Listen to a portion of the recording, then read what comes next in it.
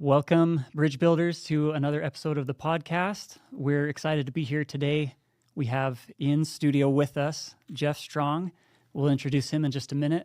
Just a reminder to, first of all, I want to thank everyone who has subscribed and commented and liked each of our videos. That means a lot to us individually, and it helps a lot with getting our message out. And now the request on the other side of that to continue doing so, and those who haven't subscribed to do so, and we'll continue trying to get our message out.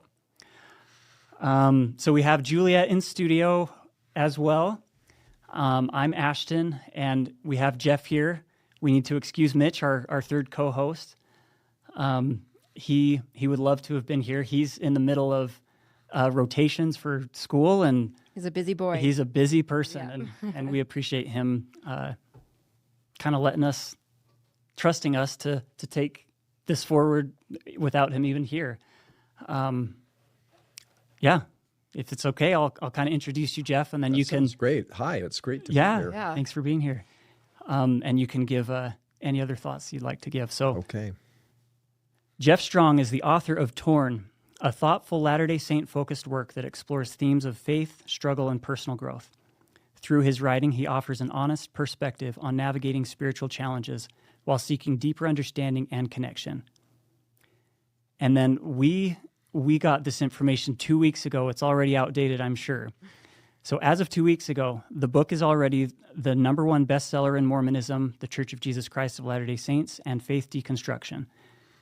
The first book podcast on Keystone has about 94,000 views in less than 5 days and 2,350 comments, and I'm sure that's very outdated. Yeah, it's like 134,000 views now. Okay.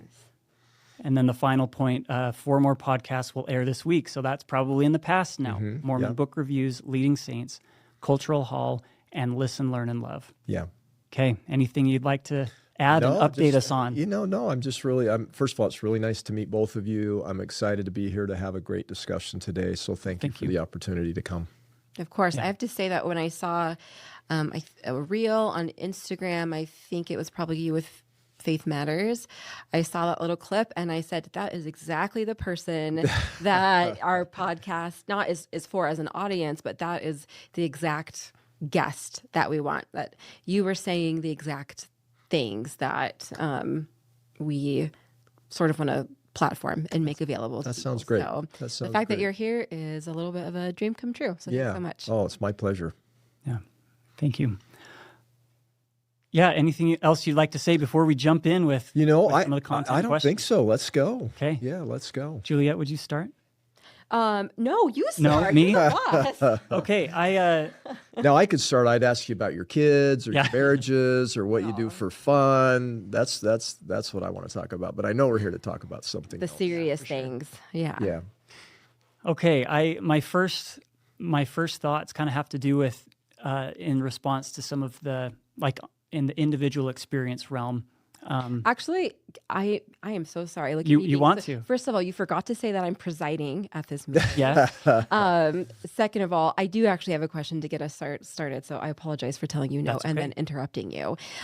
Really quickly, can you just sort of like bring us and our audience up to speed on this book and what got you here to this book? Yeah, now you need to kind of reel me in because I could go a long time on this, and I don't, and it's all kind of out there in the public domain. But maybe a concise version of the story is I've got 5 amazing kids and 6 beautiful grandkids, and another one coming in September that we're really excited about. And 13 years ago, my son Cale, who's our middle child, number 3. Cale he's an amazing person, and he was always kind of a all-in white shirt and tie Latter-day Saint young man, and he was a few days into his MTC experience on his way to Japan to serve a mission, and I got an email from him, and he said, "I'm not going to do this. I'm coming home." And it was such a surprise and so mind-blowing for me, and it was really an extraordinarily difficult moment and the beginning of a very, very difficult, long period of time. And, you know, I can talk more about that if you want, but I was also serving as a bishop at the time, and we just split I was the bishop of one ward, and it split, and I became the bishop of the new ward just after Kel came home. And there were really great, dedicated, committed families that were stepping away as well. And, you know, 13 years ago, the mindset that most of us had was, yeah, people have always left the church, but it's those people, right? Yeah. It's those people that just didn't have the faith and character to be a Latter-day Saint, and they kind of washed out. And I don't know that I bought into that in a big way, but it was the best explanation that I had in the moment. And then all of a sudden it was being challenged because my son and these other really great people that I knew stepping away, they just didn't fit that profile. Yeah. And so that sort of dissonance I felt between the words and pictures not matching was enough for me to say, gosh, I need to dig into this. And so that was a 13-year journey, and I later taught at BYU. I spent some time working for the church. I continued to have lots of conversations with people that were navigating this. And then I was a mission president for 3 years. I had over 700 missionaries, and I was talking to them. They were talking to me about the issues they were dealing with. And then I came home from the mission, and more friends I had were stepping away. In fact, one of my counselors in Midway when I was a bishop is no longer participating in the church, right? And he's amazing. He has an amazing wife, beautiful daughters, but he made the decision to step away. And so that, Juliet, that really was the catalyst. And because I had I don't know that my individual experience, each of those experiences by themselves were so unique, but if you look at all of that, right, bishop, father, mission president, church employee, where I actually did this type of work, research on this type of work, and then researcher, I felt like, boy, I have some perspective that I think could really help. Now, whether you're a person that has left the church and feel misjudged and mischaracterized, or whether you're a person that's still in the church and you're trying to figure out why are people I love stepping away, and maybe you're feeling what I felt, which is the narrative doesn't seem to match the reality. I thought, I think I can help with this. And ultimately, my hope is that people can deal with it better than me and my family did, because we did not handle it well. And it was a very difficult, long journey until we started to sort of come to terms with it and see it in a more proper light. Yeah. I have so many thoughts. Is it okay if I share some of them? Please, or ask yeah. some questions? And I hope it's okay if we kind of, we have some things prepared, and I, like Ashton has said, you've been on so many podcasts, and I imagine that a lot of what you have probably said some of the same things. It's okay. Multiple times. And so I feel like if our episode is maybe a little bit unique, I hope that's okay I love that. with everybody. Yeah, you guys go wherever you want to go. I just recently, we recorded an episode about my mission and coming home early from my mission. Yeah. And so this has been very top of mind for me. My experience coming home was overwhelmingly positive. That's great. Incredibly. Like I might start crying about it now. It has never. Where did you serve? Independence, Zion. So Yeah, if not too far from where I served as a mission president. If I seem special, that's why. Yeah, that's right. But yeah, I was out for about 5.5 months maybe, and then came home. But I had an overwhelmingly positive experience. A little bit of a unique situation. My family weren't members of the church, and so I came home to, my non-member family who was extremely supportive. Everybody at church, like, not just extremely supportive in every way. Can I ask you a little bit more about like the experience with your son coming home? Yeah, like just, sure. I mean, tell us, I guess, whatever you remember the biggest. Oh man, from that experience for you. I'm compressing 13 years into a few minutes, but probably the first big thing that was in play was just this massive awkwardness and confusion, right? And so like I said, he'd always been kind of an all-in white shirt and tie guy and was super excited to go on his mission. And so there was a part of us that was thinking, like, what in the world happened here? Yeah. Like, this seems like it's such a 180 from where he's been. And then he was going through tremendous difficulty. And I think, a natural response as a parent is, it became very evident to me really quickly that my capacity, and I always say but it was really my wife, Sarah, and I, we're a team. Our capacity to influence Cale in the traditional way that we had always thought of parenting was gone, right? So he was an adult and he was, forging his own direction. He was going to make his own choices. And so your natural instinct is, well, I got to get other people that can influence him. So it's like call in the reinforcements.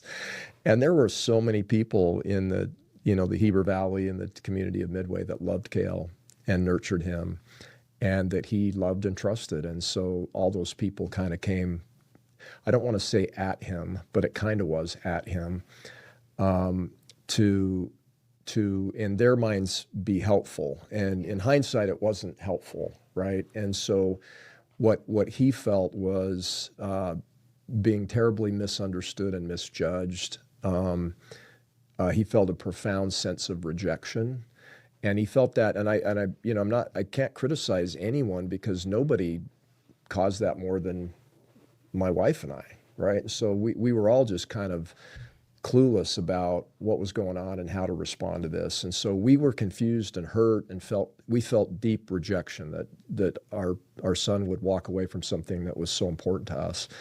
And he felt all those same things, and one of the things I've learned is the pain of this, it's the same pain. So whether you're leaving or whether you're staying, it's the same pain.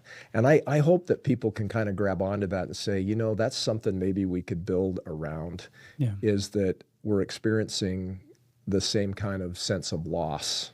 Mm-hmm. And so that was kind of the first part. The second part was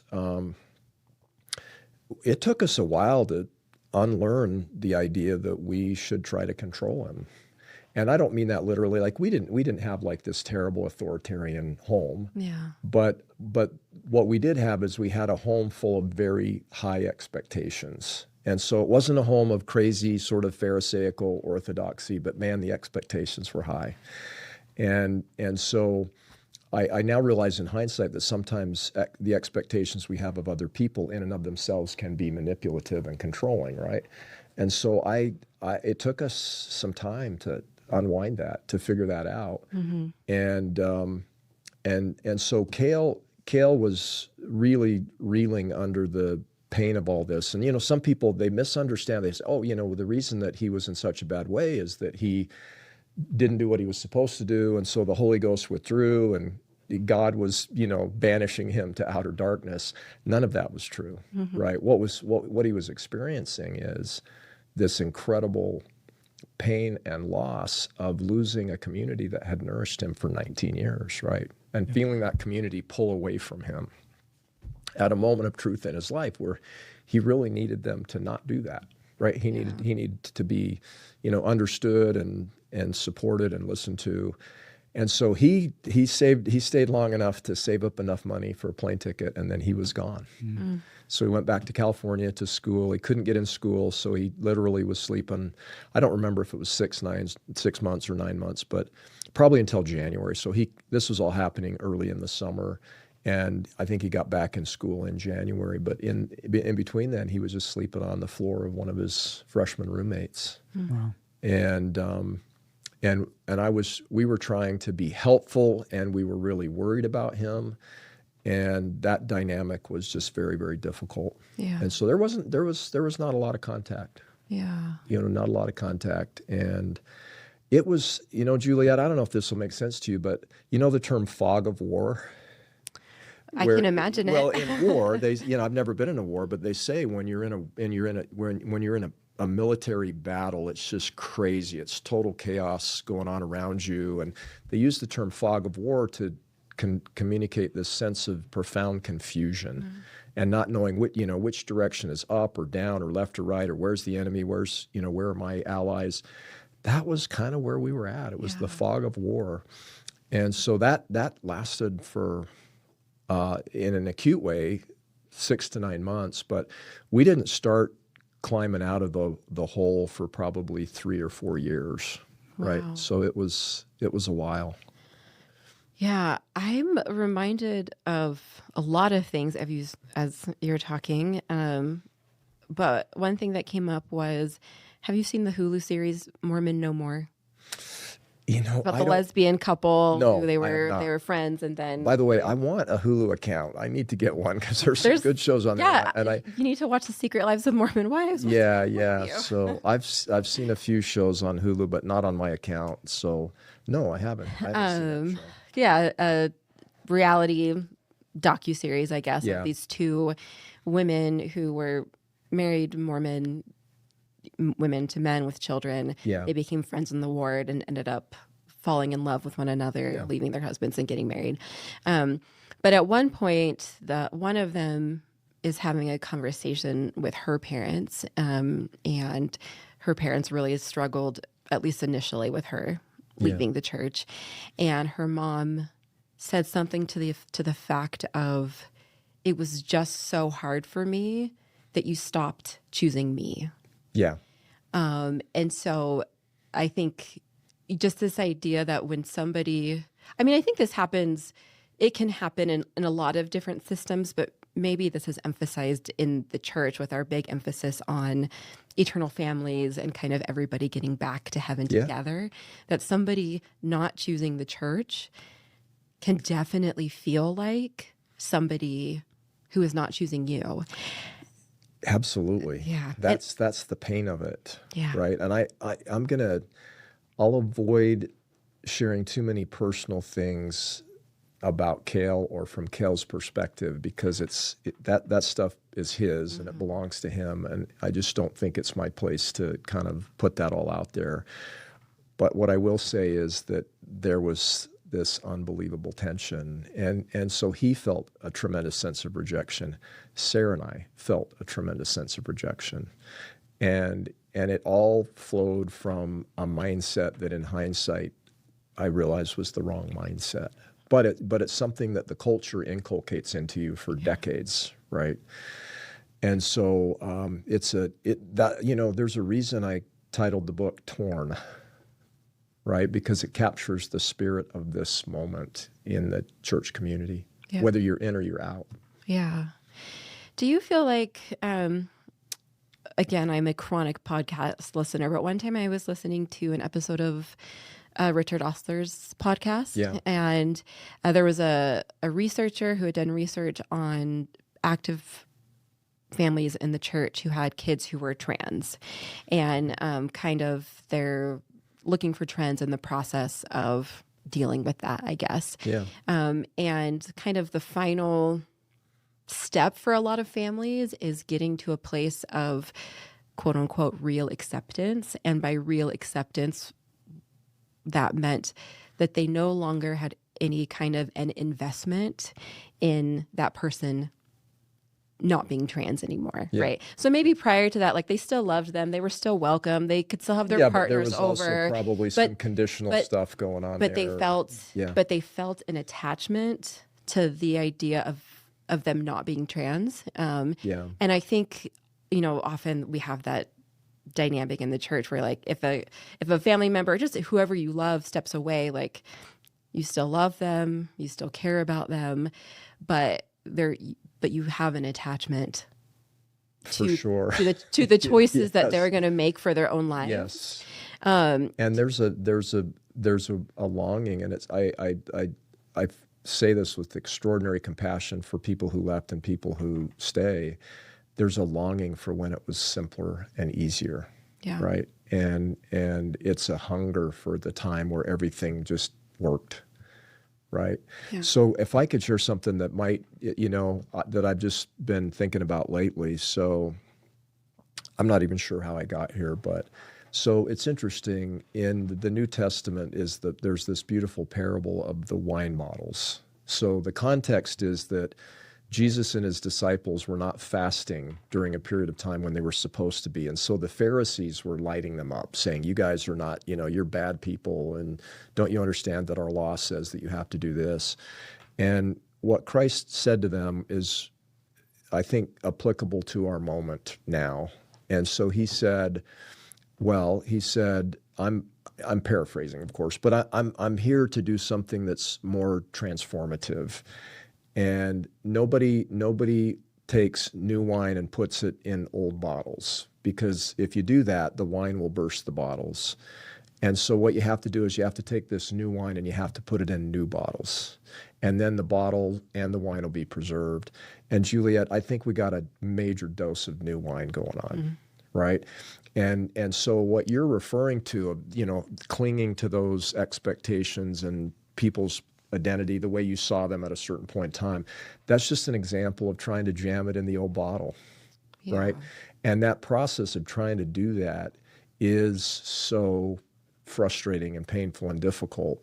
And the people I know that are able to start to move forward, that experience some clarity, some meaning, some healing, some reconciliation, they come up with a new bottle to hold their new wine. And it's interesting, Christ even said at the end, he sort of put this zinger at the end, and he said, and everybody prefers the old wine.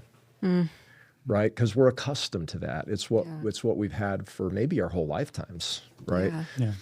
And so I do believe that there's room in the gospel and the church for something transformational that starts to resolve some of these paradoxes. So in your case, you're talking about trans people, and there's a point at which the family just says, the old bottle doesn't work anymore, and so I need a new bottle for this situation. Yeah. I watched the documentary last night. I don't know if you've ever seen it. It's super good, by the way.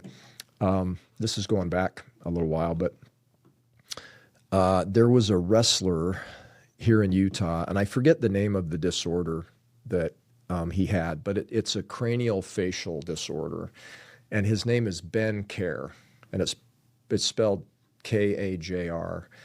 And this documentary is about his coming of age with this terrible disorder, and how, in general, all of the people around him, probably except for his family and people really close to him, I mean, he looked like what you would see in The Hunchback of Notre Dame, for example. Just very bizarre, pronounced facial features. But most people didn't embrace him and love him, right? They wanted to jam this human being into a bottle that fit their old paradigms. But through his character, through the love and character of his family and a small circle of people around him, he becomes this unbelievable, phenomenal, all-American wrestler and an amazing person. And as that transformation is taking place, people start to see him differently, right? And instead of seeing his physical disability as this terrible problem that has to be worked around, people started seeing him as a unique human being and getting excited about the potential that brought. And I think that's kind of what you're talking about. So I had to let go of all kinds of expectations that I had for my son. But as I did that and I started to see him as he really was, I realized there was so much to be excited about. Yeah. Right. Yeah. And is that what you're talking about? It feels like kind of. Yeah.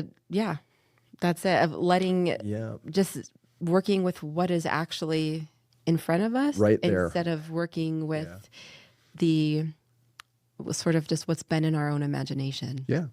That was never promised to us from the beginning. No. And it's amazing how we tell ourselves these stories that we lock into our heads as if they are the truth and the only truth, and that ends up being the problem, right? Because then when life brings new wine, right? It's life is very disruptive in a million different ways, and if you can't embrace that, and you're always going back to your old structures, your old ways of thinking, it's rough sledding. Yeah. If I could jump in. I'll allow it. Yes, thank you. I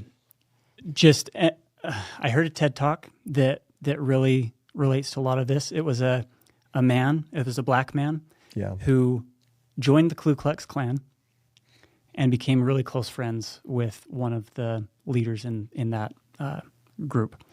And it was just so paradigm shifting for me, and like the old ideas that black and white can't be friends, can't mix.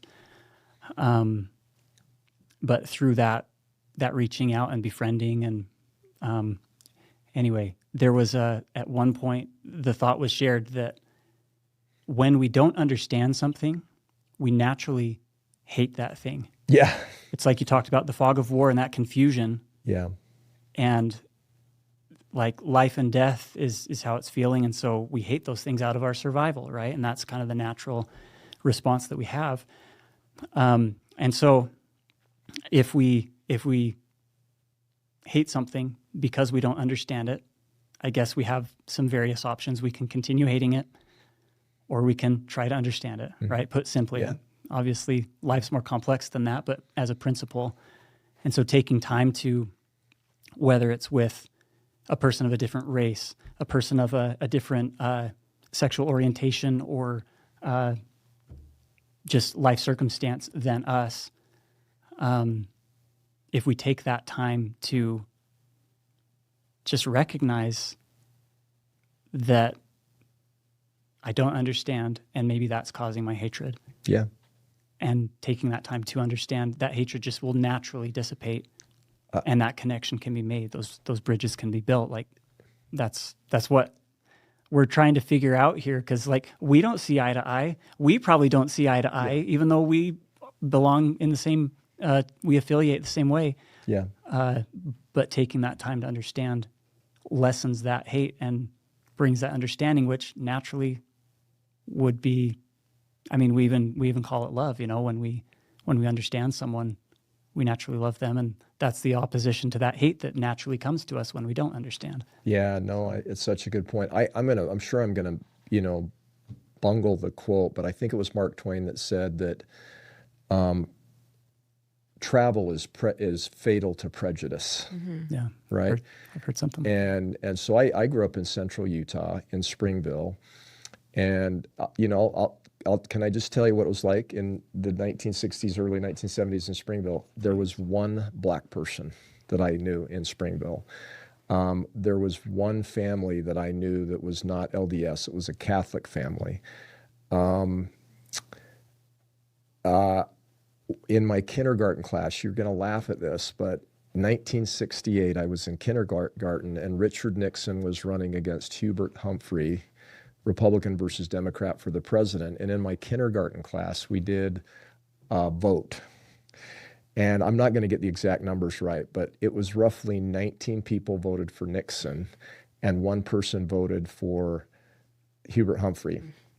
And it was my neighbor down the street, and I'm not going to say their names. They're awesome people, but they were kind of hippies, right? So they were sort of not exactly, but in a Mormon sense, they were Mormon hippies. Yeah. So 19-1, right? And so that's the world that I grew up in. I didn't fly on an airplane until I was 16 years old. I probably only left the state of Utah 3 or 4 times before I went on my mission at 19. And what happened to me is, the minute that I arrived in Sydney, Australia as a missionary, I started to realize so many things that I had been taught just weren't true, right? So number one, that Latter-day Saints are the only ones that have families and love their the only ones that really love their families. And I was, wait a minute, there are people all over Sydney, Australia that love their families. I thought we were the only ones that love families. I got exposure to so many different religions, and I saw people, how powerful faith is in the lives of so many people. I got exposure to people who weren't religious, and they were amazing. And that was really challenging to my paradigms, right? And then Sydney's a really multicultural city, so people from so many different countries, races, nationalities, religions. And so I'm swimming in all that as a 19-year-old, and it was very disruptive to my way of thinking to that point in time, and a great blessing, right? In hindsight, what a great blessing to me that I had that experience. Yeah. But I was 19. Yeah. Can I ask, as far as things that are disruptive in the all the research that you've done, either formally or informally, the gathering of information that you've done, can you tell us something that you have learned, that you think that you have found that people, active, faithful members in the church, have a lot of resistance to? Does that make sense? Like maybe Yeah. something in the research, like something that that people tend to kind of bristle at or try to qualify or Yeah. whatever. And then I have the same question for people who are maybe out of the Out- church ooh, or critical of the I church. like hitting both of those. So it's a super good question. Thanks. So I'll just tick off a few that really devout and faithful members aren't seeing accurately. So one is they way underestimate how many people are stepping away. Number two, they have very inaccurate views of the reasons people are stepping away.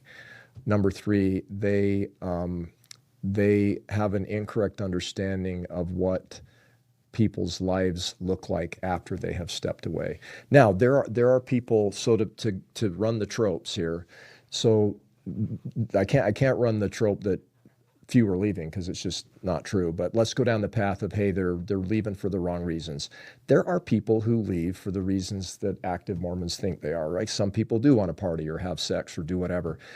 It's just a small percent. That is not the main driver for most people. It's not even a significant driver for most people. They're much more important or serious considerations.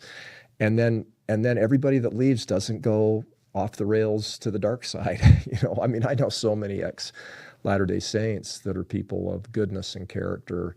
And by the way, I mean, many of them hold on to a majority of the values that they got growing up in the church, right? Yeah. Now they may cut loose of the history or some of the culture that was very problematic or some of the ways of thinking that were very problematic or even just the religious beliefs. But most of the time the values stay intact. And so they continue to be the kind of people they were when they were participating in the church, right? And there are certainly people that don't do that. And so that's sometimes active members will grab onto that and they'll say, well, I know a person who, and I just smile and say, I know 50 people who didn't do that. Yeah. And so does that make sense, Juliet? Yeah, perfect sense. I'm reminded of, I'm in this very large group on Facebook that is primarily women who have left the church or who are like a kind of PMO. And when I first joined, even though, I was a member of that category, I remember, like just seeing people in that group and sort of like clicking on their profile photos and, doing, you kind of like are nosy around the internet and seeing who is the person that is saying this thing, right? Totally. And I remember You're doing being research. a little caught off guard by how they all looked like such nice women. Yeah. It was all just like photos of them, for lack of a better term, looking so Mormon in the sense that, their profile photos like them with their husband and their children, and they all looked very nice and put together and like their lives weren't falling apart. And even me as somebody who, that was basically my cohort at that point. Yeah.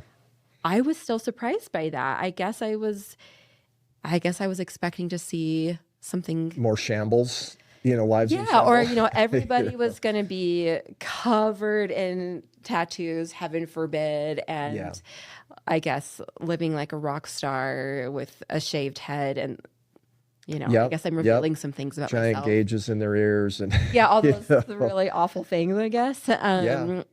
So 3 of my 5 children don't participate anymore. None of them do any of those things. Mm-hmm. And one other sort of misconception is that people do this flippantly, that it's an impulsive, rash thing. And there's research in the book that I share, and I've shared it in other podcasts.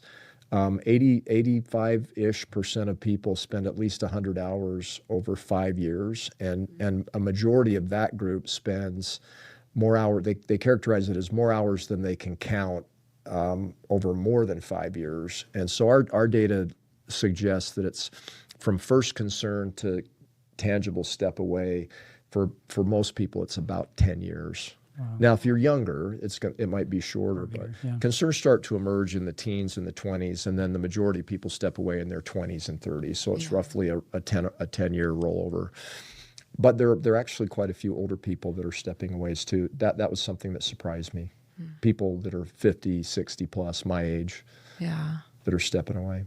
I know Mitch, our co-host, I've heard him say before, just make the point of when he thinks back to his mission, that most people joined the church over the course of a few months from the time they started the process to the time they got baptized, a few months on average, right? Obviously, some people are less and some people are more. And his, I think, like stepping away was maybe like, I don't know, maybe a year, maybe a little bit longer, that process. And he felt like, Mitch, if you're watching this, I hope I'm not misrepresenting you, but he felt like, people who loved him, who wanted to stay in the church would tell him that he was being too hasty in his decision to leave. Yeah. And his point was, why is it too hasty for me to leave after a year when it wasn't too hasty? Yeah, when we got somebody in the for in 6 weeks. Right, exactly. Yeah. And I mean, for me, I had my first missionary lesson on July 3rd of 2004 and was baptized on August 21st. Yeah. So that's about 6 weeks. That's quick. I would say my deconstruction started in 2013, and I would say I probably realized I wasn't ever going back to church in 2021, which is 8 years. Yeah. So you would be, your experience is typical. I mean, everybody's experience is uniquely theirs, but they're rather patterns, average. Right. As far as the time. Yeah. You also asked about what about people who have left the church and do they have misconceptions in fact, it's funny because I've been out there now for a couple of weeks doing podcasts, and so I don't spend a ton of time reading comments, but I read enough I want to make sure I'm in touch with the pulse of the conversation. And so and by the way, I'm totally okay with this, but so some people are criticized. Some people in the post-Mormon community are criticizing my articulation of the issues, and we can get into that a little bit if you want. And I do understand their criticism. I think when the book is available and they can read the book, it will largely alleviate those criticisms. But one comment that I happened to read today is somebody said, "Hey, Jeff is over-intellectualizing this. It's really simple.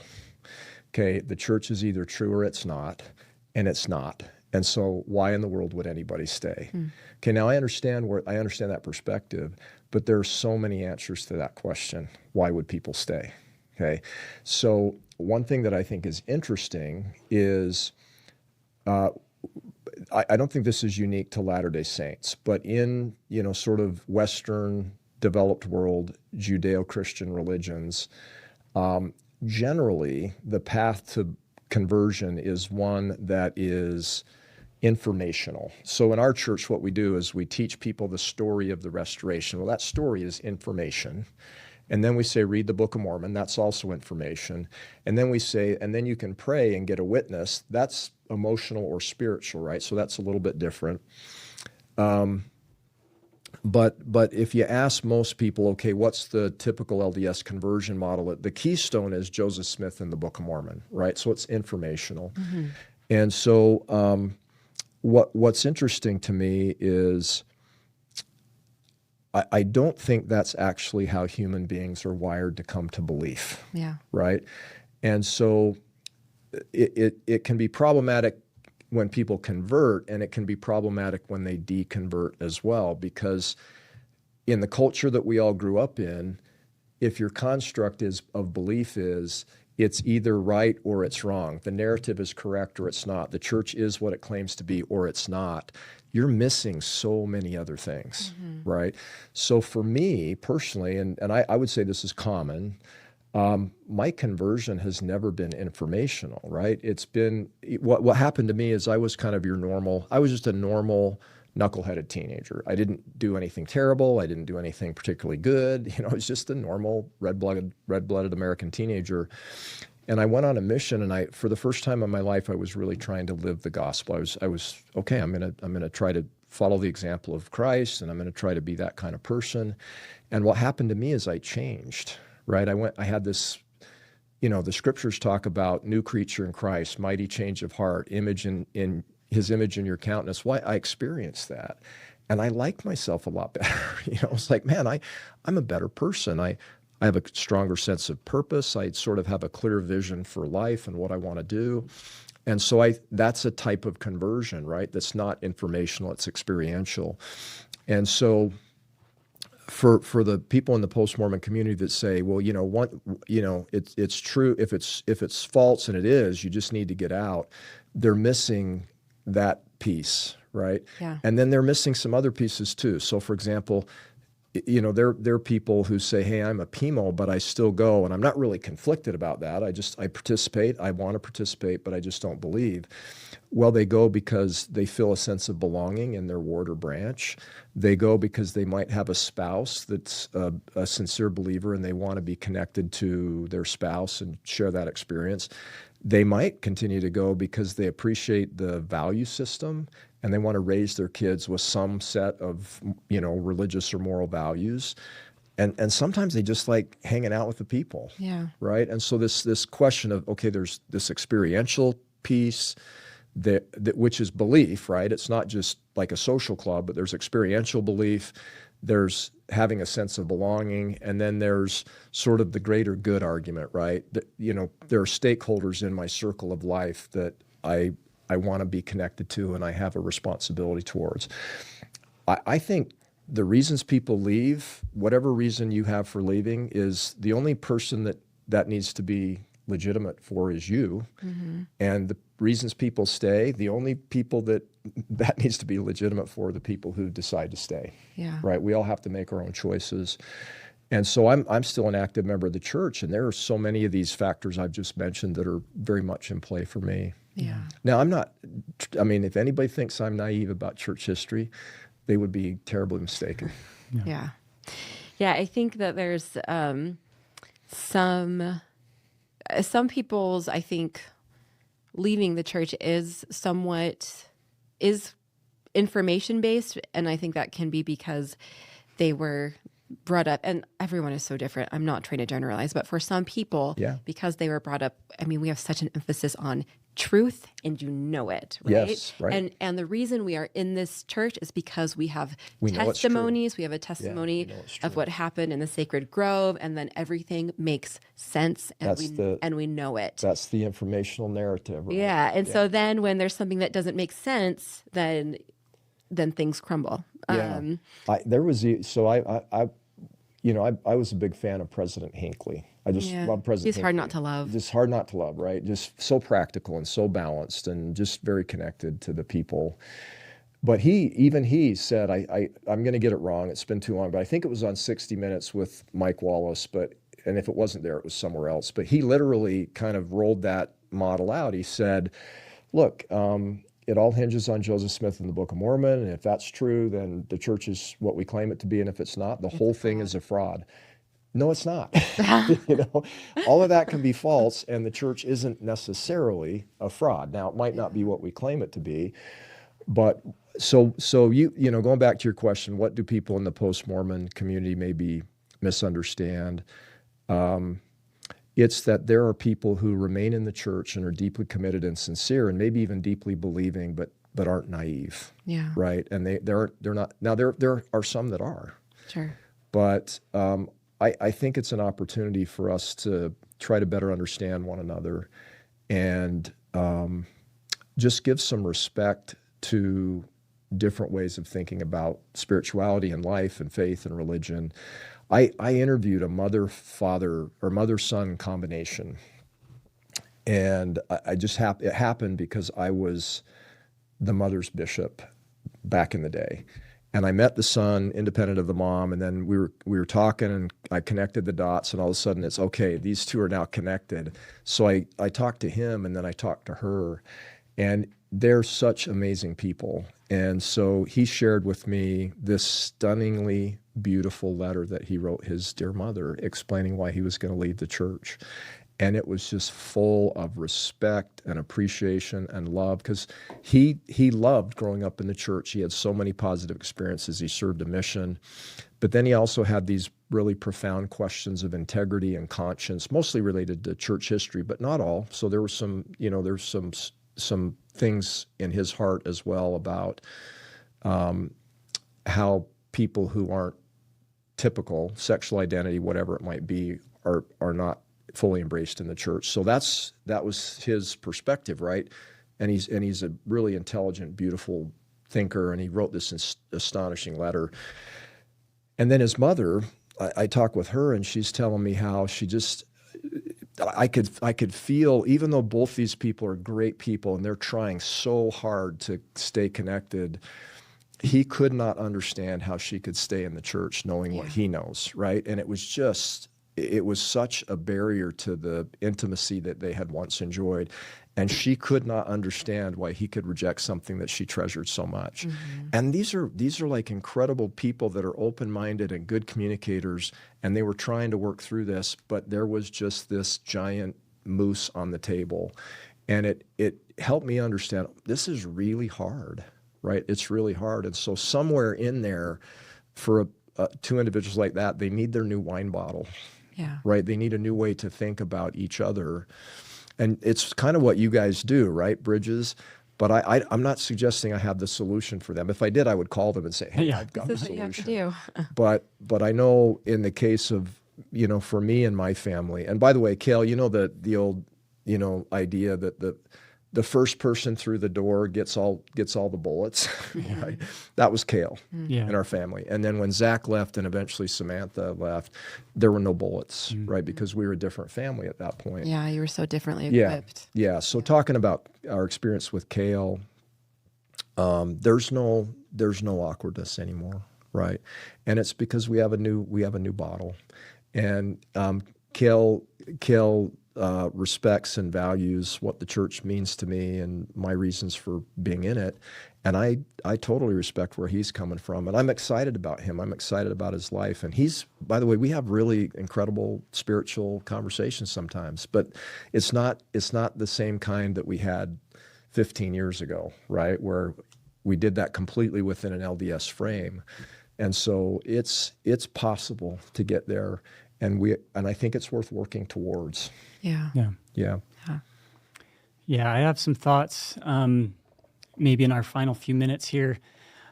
Juliet probably gets tired of me talking about, so I don't know if I've shared with you, our audience probably knows this by now, but I'm an Elders Quorum president currently, and my brain is regularly thinking about my fellow people in the Elders Quorum and the fellow people in my ward and the dynamics in small groups and the dynamics as a whole.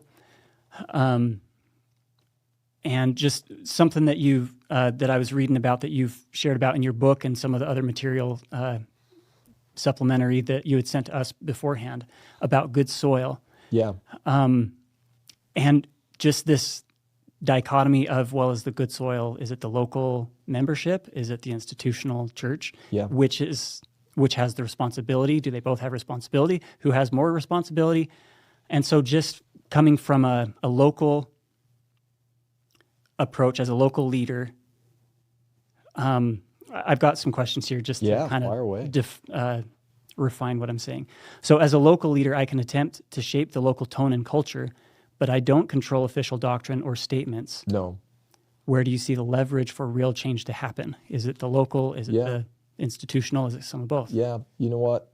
Such a fabulous question, and I think people really struggle with this, right? Because on one hand, culture can be very local. On the other hand, there's this, this overarching, powerful direction that comes out of Salt Lake City, and so the problematic answer is it's both. Yeah. So the cause of culture is both, and the solutions to the cultural challenges are both. But here's a thought I would give you. I think sometimes we have a mindset of we want to resolve the issue, and that might be part of what you're poking at. So let's say it's a doctrine issue or it's a policy issue, and you as the local Elders Quorum president you can't change that, right?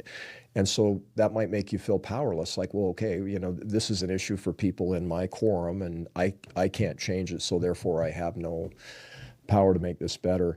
I am astonished at the power of just expressing understanding and empathy. So I could give you examples from my own personal life where maybe I had there were times where I got direction. Not very many, by the way. I don't want to cast myself as a rebel mission president, although some people thought I was. But I was very in line with everything the church and the area presidency wanted me to do. But there were times when I disagreed with the direction the area presidency was giving me, and so it put me in that position, right? And I as I wrestled with those issues myself, I was always amazed how whatever concerns I was dealing with or whatever tension I felt, how much it was alleviated if somebody just acknowledged that I had a point of view that was fair and legitimate, and they just expressed love towards me, right? Hey, Jeff, we know where you're coming from, and we love you, and thank you for serving, and this will work itself out in the long run. Let's not worry about it too much. And so I think sometimes it's a matter of trying to do too much, trying to solve a problem instead of just being present with one another. And I don't want to imply that I'm getting all touchy-feely here, but we underestimate the power of that. Yeah. And so, for example, Kale and I, we don't like, you know what? We don't wrestle issues to the ground, but we don't feel the need because both of us are just so much more humble in our perspectives. So I'll listen to him and I'll say, man, I mean, I don't know if that's right or not, but it's pretty interesting, you know? And he knows a lot about my belief frame because, you know, he grew up LDS. So humility, kindness, these things are massively helpful in dealing with these issues. And sometimes what we think, oh no, we got to wrestle them to the ground and get to agreement. We need to find alignment. I think sometimes we just need to be present with one another. Yeah, I love that so much. I think that resonates so well of something that has been helpful for me as well. I do want to kind of give a follow-up. Yeah, please. As far as also within my experience, I think I'm a natural worrier, and nothing worries me more than when someone tells me don't worry. Yeah. And so I guess just, I don't know, for someone like me, maybe like. Because you want closure, man. and maybe not even just closure, but like validation, not just love, if that makes sense. Yeah. Love along with maybe the understanding that can go along with that. I totally get it. I have an idea for you. So I was on Richard Ostler's Listen, Learn, and Love podcast a couple of weeks ago. And you guys are probably aware Steve Young wrote the foreword to my book. And so Steve and I have been communicating some over the last few months. And I was doing a workout at home about a month ago, and I get a text from Steve, and it's a copy of a talk that he's written. And I think, okay, that's great. I'm going to read the talk between sets of push-ups, right? I'll multitask. And I read the first two paragraphs, and I just went, whoa, no, I'm not. I'm going to stop the workout. I'm going to pull up a chair, and I'm going to read the talk. And he had said in the message that it was something he was preparing for Roots Tech, which was like a week later. So I just assumed he gave that talk at Roots Tech. He didn't. Okay, so I'm on Richard Ostler's program talking about this amazing Steve Young talk that he gave at Roots Tech, and everybody's going, that isn't the talk he gave. So Steve texted me and said, hey, I didn't actually give that talk. But here's what happened. So he actually corresponded with Richard, and they put Steve's talk in the show notes of that episode. Wow. And you can go look on Richard's Facebook page, but the talk Steve sent me is now publicly available. It speaks exactly to what you're talking about, and it is astonishingly beautiful. And also, here's what he basically says, and this is not, don't take this as anything other than kindness, but he said, control and closure are illusions. Yeah. Right. And what you have to do is you have to lean into faith and even surrender. And so I'm 62 now, right? So I've lived my life, my career is over, my family is raised, and I spent most of my adult life doing everything I could to control outcomes. Yeah. Because I needed that emotionally. And you know what I learned after, 62 years of doing that? In the end, I never really had control. I only thought I did, Yeah. And so ideas like come what may and love it, roll with the punches, stay in the moment, be at peace, have faith, not certitude or certainty, faith.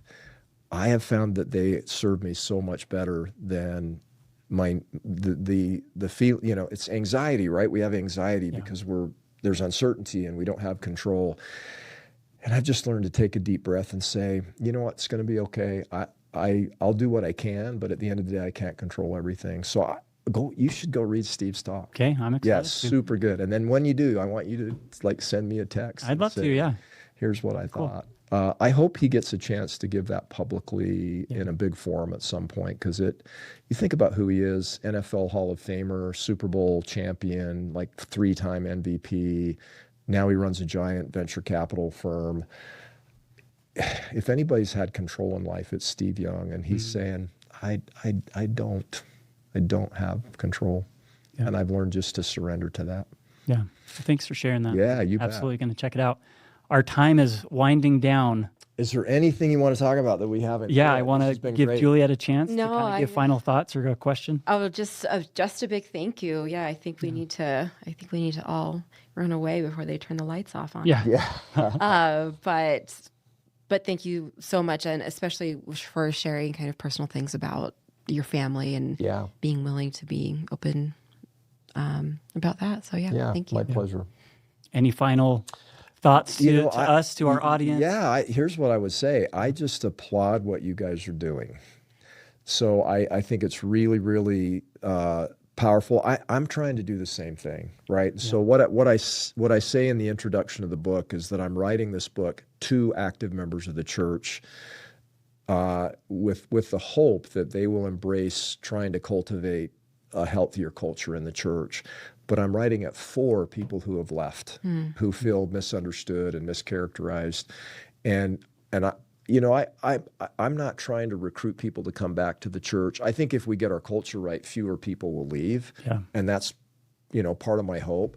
But I also think that the division and misunderstanding between the active and former Latter-day Saint community is so problematic. And I literally, I get emails from people that will hear a podcast and they'll say, I'm in a marriage and we're in counseling and it's not working and we're probably going to end our marriage over this issue. Yeah. Or a parent that has disowned children, or children that have cut off parents. And I get it, because we were in that space for a period of time where the relationship was so challenging that we felt some of those things. And I just think whether you're in or out of the church, we can do so much better with this. So I applaud what you guys are doing, and I just keep going. It's fabulous. Well, thank you. Thanks. We're doing our best. Yeah. Thanks for joining us, adding to our goal and material, and making it available to our audience as well. So you bet. Very welcome. It's a pleasure. Thanks. And thank you, audience. Thanks for joining us again. And just a reminder to I've heard it so many times. Follow, comment, donate if you can. Yep. Yes. Yes, we are looking for a donor. Mitch, on behalf of Mitch, who's not here, he would appreciate us saying that as well. So. We're looking for a sponsor and a lot of donors. Yes. Thanks. So until next time, thanks for being here. Bye.